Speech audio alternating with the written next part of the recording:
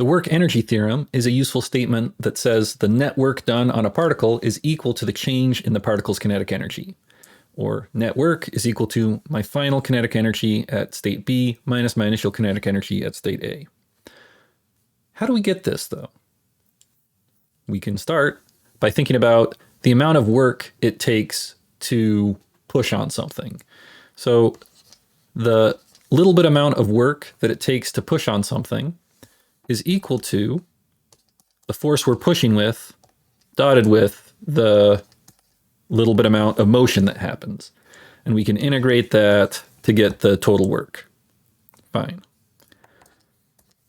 To try and see how this relates to kinetic energy, we can now look at the Newton's second law and note that this force, if this is the net force to get the net work that's happening, Newton's second law says that this net force is equal to mass times acceleration, which is equal to mass times the derivative of velocity with respect to time. We can now substitute that in to our net work expression and say that my little bit of net work, my dW, is equal to, substituting in for F net, m dV dt,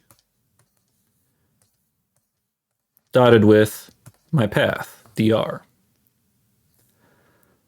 So far, so good. When we perform this dot product, we get an interesting thing. We can rewrite this as mass times dV dr dt, using the wonders of Leibniz notation, right? So this dt, we're just moving over to there. And we'll note that dr dt is equal to v. So we get m dv times v, or dotted with v. This dot product doesn't care about what order you put it in. So if you want, we can write that as mv dv. When we perform that dot product, you end up with the x component of the velocity and the x component of the dv velocity. So we have our total work as we go from one position to another will equal the integral of this dw.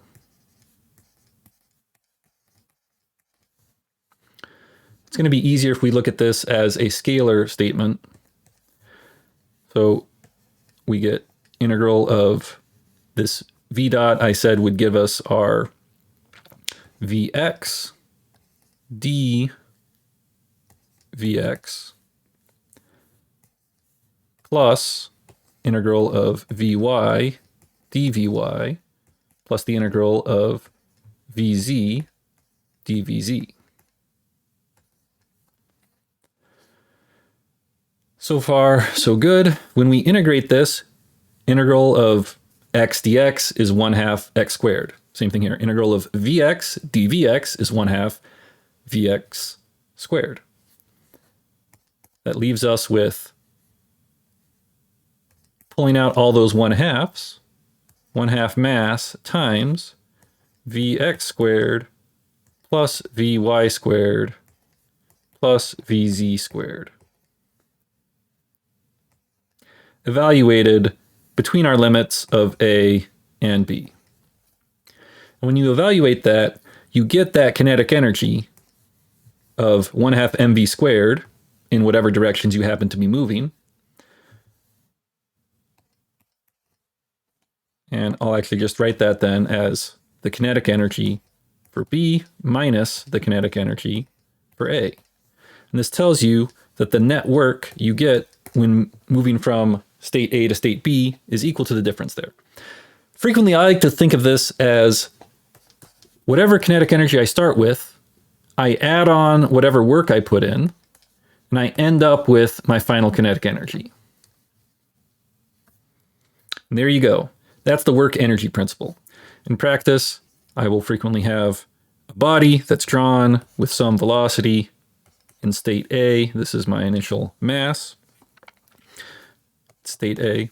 And then I'll have another mass, that same mass, state B, moving with some new velocity, VB. And I can relate those velocities based on this work energy principle.